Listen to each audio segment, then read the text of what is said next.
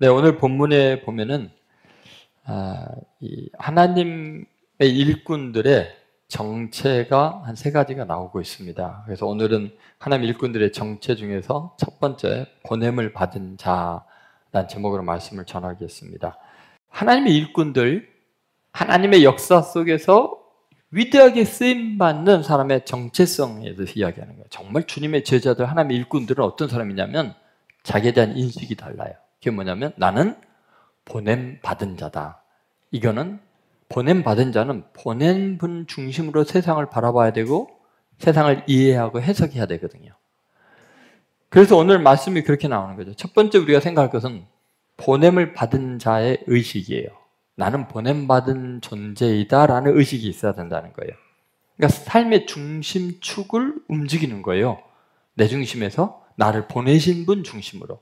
나를 보내신 분이 있다는 것은 내 뜻대로 사는 게 아니라 보내신 분의 뜻대로 살아야 되는 거죠. 보내신 분의 가치관을 따라서 모든 걸 생각해야 되고 판단해야 되는 거예요. 그게 보냄 받은 자에 대한 생각이. 근데 우리 인간은요, 피조물이잖아요. 하나님이 우리를 창조했잖아요. 누구도요, 스스로 존재하지 않는 거예요. 스스로 존재하는 분은 창조주 혼자예요. 우리는 전부 다 이 땅에 보내진 존재들이에요. 그렇다면 내가 이 땅에 보내질 때는 보내신 분이 내 인생을 통해서 이루고자 하시는 뜻이 있기 때문에 나를 이 땅에 태어나게 한 거예요. 뭐 철이 없을 때는 완전히 자기가 세상의 중심이라고 생각했지만 이제 그렇지 않죠. 그래서 주님께서 이제 특별히 따로 70명을 세워서 그들에게 새로운 정체성을 주는 거예요. 자, 1절 보세요. 1절 같이 했습니다. 그 후에 주께서 따로 70인을 세우사 친히 가시려는 각 동네와 각 지역으로 둘씩 앞서 보내시며. 여러분, 주님께서 따로 세워서 70명을, 앞에 뭐 12제자들도 다 세우고 그랬는데 70명을 따로 세웠다. 여러분, 우리 인생에서요, 어느 날 주님이 내 중심으로 살던 나를 꺼내서 따로 세워서 너는 저 사람들처럼 자기 중심적으로 살지 말고 내가 주는 정체성으로 자기 자신을 한번 생각해봐라. 따로 세워서 전혀 다른 차원에서 구별된 삶을 살아라는 거예요. 그게 하나님의 일꾼으로 살아라는 거죠. 그리고 예수님이 가시려는 곳에 먼저 보내시며, 예수님이 가려고 하는 곳, 예수님의 역사가 일어날 곳에 우리는 먼저 보내심을 받은 존재다. 그런 자식을 가지라는 거죠. 여러분, 주님께서 우리를 당신 앞서서 먼저 보내신다. 나라는 존재는 내 삶의 자취와 흔적을 남기기 위해서 이 땅에 태어난 게 아니고 예수님이 오셔서 행하실 놀라운 일들을 준비하는 자로, 주님의 역사에 내가 개척하는 사람처럼 그렇게 쓰임받는 인생이라는 것입니다. 다시 말해서 내가 원하는 내 인생의 목표를 이루어서 자아를 성취하는 게 목적이 아니고, 보냄받은 사람은 나를 보내신 분이 내 삶의 자취 때문에 자리를 잡으시고 그 나라를 이루실 수 있도록 내가 먼저 파견되는 존재. 마치 선발대 같은 거죠. 여러분, 수련회 같은 데 가면 선발대가 먼저 가죠? 선발대가 거기서 지네들이 놀고 즐기기 위해서 가는 거예요? 아니면 다음에 오는 그 모임들을 위해서 준비를 하는 거예요? 주인공은 선발대가 아니에요. 그죠? 우리는 마치 예수님의 하나님의 나라를 이 땅 가운데 이루는데 먼저 보냄을 받은 자예요.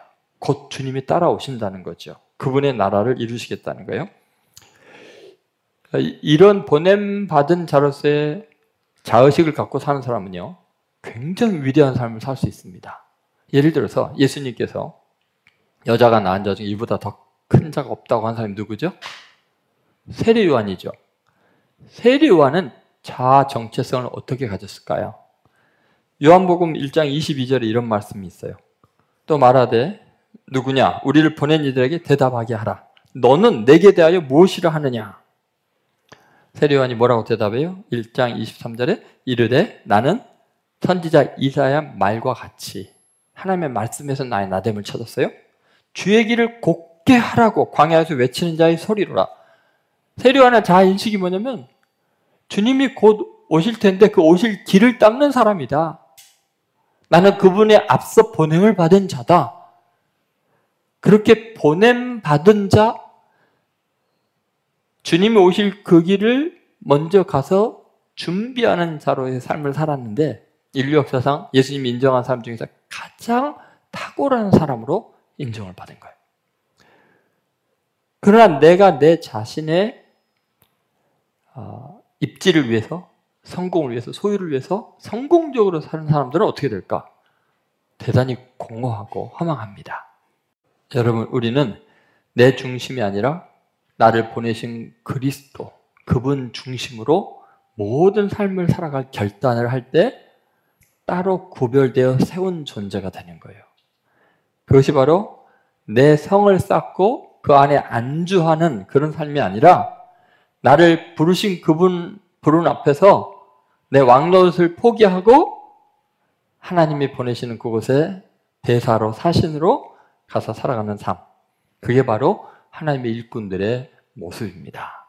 여러분 오늘 꼭 자기 정체성에 대한 인식이 좀 바뀌길 바라요. 나는 보냄받은 자다. 그런 의식으로 새롭게 거듭나길 주의 이름으로 소망합니다. 자, 두 번째는 이런 거죠. 보냄을 받는 방식에 대한 거예요. 여러분 왜 내가 보냄받은 자 의식이 없었냐면요. 거창하게 당신을 선교사로 임명합니다. 아프리카 가십시오. 캄보디아 가십시오. 이런 파송식이 없으니까 내 인생 살아가는 순간순간은 그냥 보냄받은 자 의식이 없이 살고 있었던 거예요. 그런데 여러분 하나님께서 우리를 파송하시는 방법은 형식적이거나 외식으로나 절차의 문제로 우리 인생을 보내지 않으세요. 하나님은 우리의 삶에 일어나는 모든 사건과 형편과 처지를 따라서 거의 완벽하게 모든 순간을 의미 있게 생각하시고 파송식으로 우리에게 허락하신 거예요. 여러분, 주님께서 우리를 보내는 방법, 그것은 놀랍게도 우리의 삶에서 일어나는 모든 사람들의 행동과 말과 결정, 상황들 속에서 하나님은 우리를 정말 놀랍도록 깊이 있게 파견하고 있다는 것을 잊어서는 안 됩니다. 예를 들어 볼까요? 요셉. 요셉은 고대 근동의 모든 사람이 굶어 죽을 7년 대흉년에서 그들을 완벽하게 보존한 절대적인 구원자 역할을 한 거예요. 하나님의 나라의 구원의 역사를 위해서 이집트까지 파송된 사람이에요.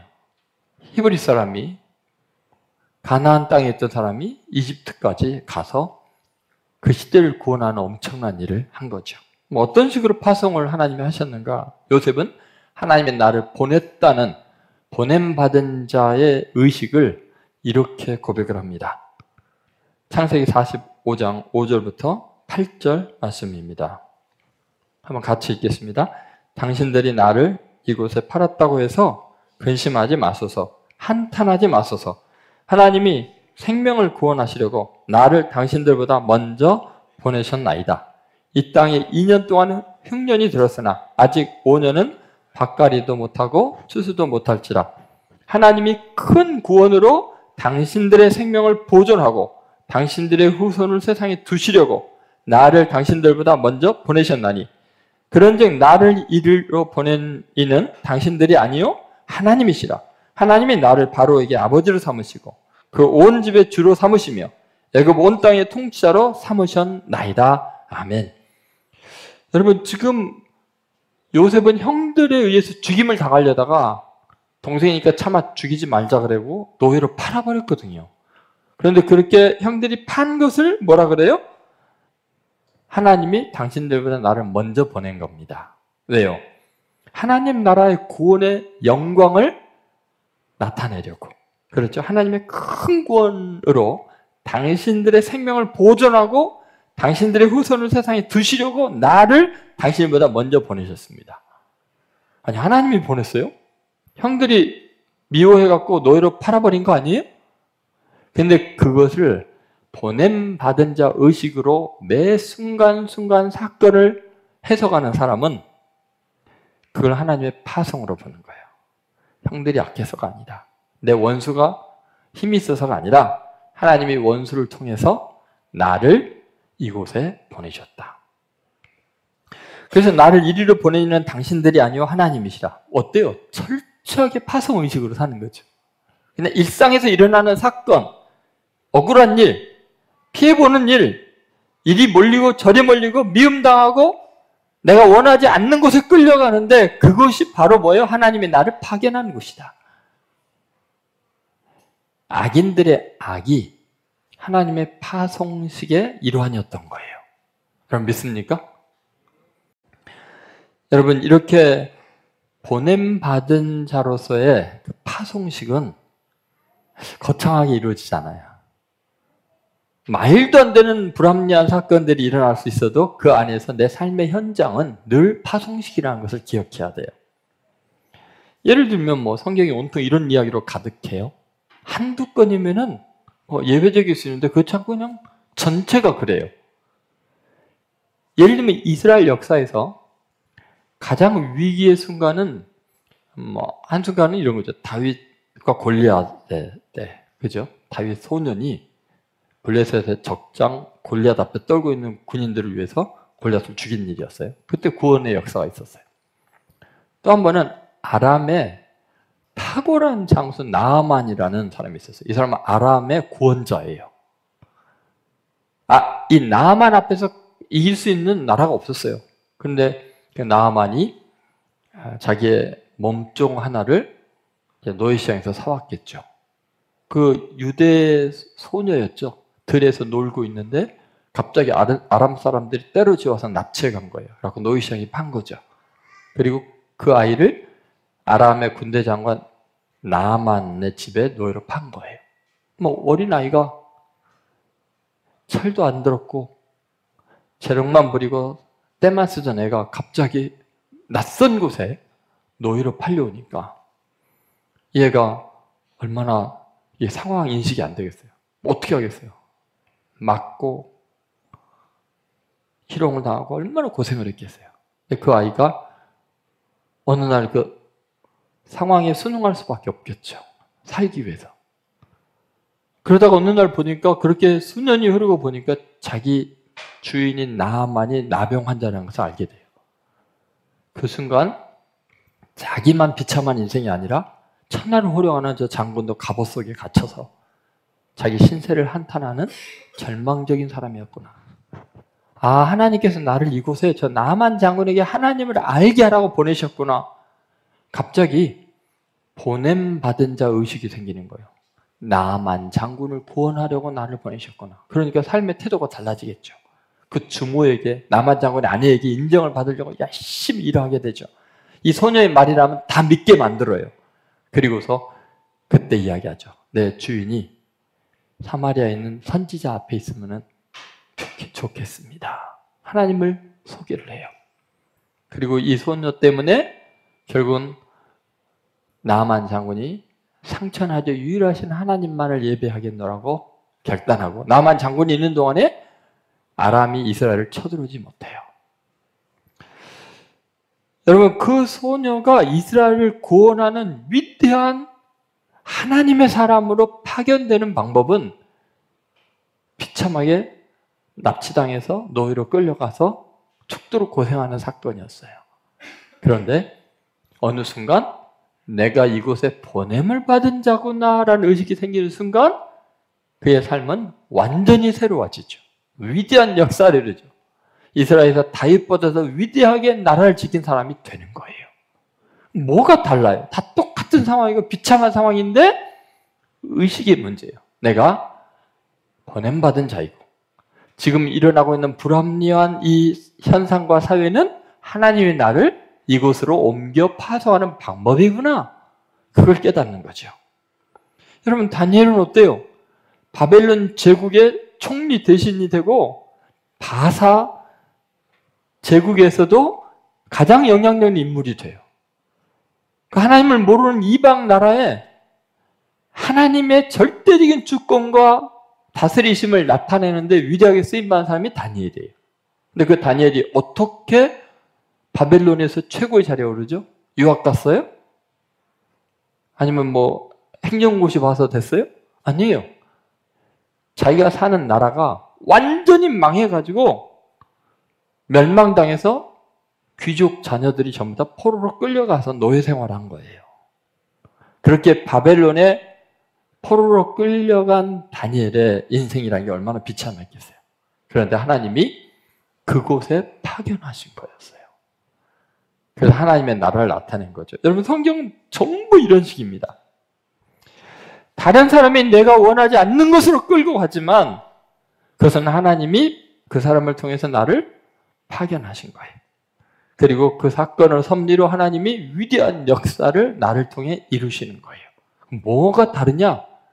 하나님은 여전히 살아계시고 나를 사용하고 있고 이 사건을 섭리해서 위대한 하나님의 구원을 나타내고 있다는 믿음이에요. 그 고백하는 그 믿음이에요. 여러분, 우리 그리스도인들은요, 내가 어떻게 파송받고 어떻게 하나님의 일을 하는가를 잘 생각해 봐야 돼요. 내가 원하는 대로가 아니라 내가 원치 않는 것으로, 남이 원하는 것으로 성령의 인도하심과 하나님의 섭리를 믿으면서 끝까지 사랑으로 반응하고 용서함으로써 우리는 내가 이루는 것이 아니라 하나님의 은혜로 이루어지는 것을 경험하는 거예요. 하나님의 은혜로 섭리로 이루어진다고 할 때 그것이 진짜 하나님의 일이 된 줄로 믿습니다. 세 번째, 그럼 보냄받은 자의 열매가 뭐냐는 거예요.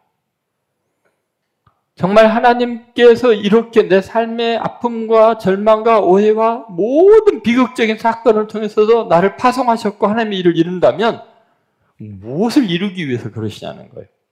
그건요, 보이지 않으시는 하나님, 예수 그리스도의 나라가 임하게 하는 놀라운 역사가 있어요. 여러분, 우리는 세상 나라를 이루려는 게 아니에요. 하나님의 나라를 이루는 거예요. 하나님의 나라는 사랑과 공의와 긍휼과 자비가 풍성한 나라예요. 여러분, 우리들이 악한 사람들에 의해서 내가 원치 않는 것으로 끌려가고 세상 직장에서 시달리고 아픔을 겪을 때, 또 내가 원하지 않는 가정에 내가 생각할 수 없는 사랑받지 못한 부모님들의 모습, 무능한 모습, 악한 모습, 또 가족들의 많은 아픔들, 왜 내가 이런 곳에서 이렇게 살아가야 되나? 거기는 원수에 대적하는 증오심만 가득하고 너무나 사탄의 그 집요한 공격 앞에서 삶들이 다 황폐화되어 있는데 그런 곳에 내가 보냄을 받았잖아요. 열매가 없는 바로 그곳에 우리는 왜 보냄을 받은 걸까요? 우리의 열매는 뭘까요? 그건요, 아까 주님 말씀하셨잖아요. 주님이 가시려는 곳에 먼저 우리를 보내셨다 그랬잖아요.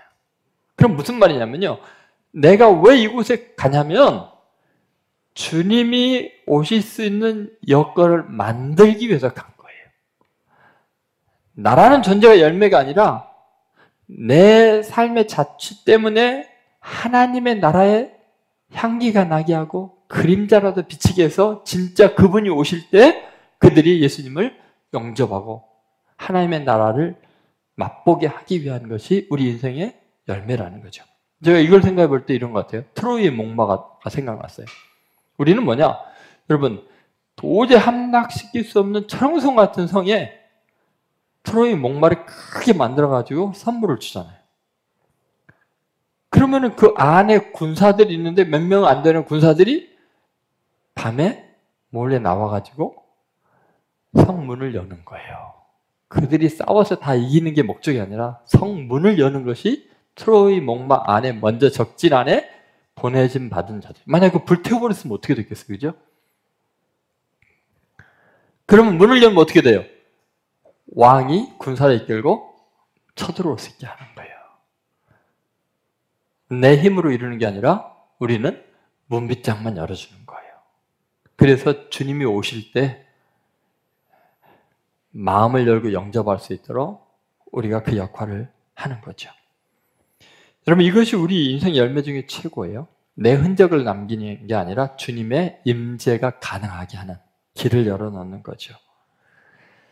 여러분, 내가 살아가는 삶의 자취 때문에 하나님의 임재가 느껴진다면 앞당길 수 있다면 그것은 가장 위대한 삶이에요.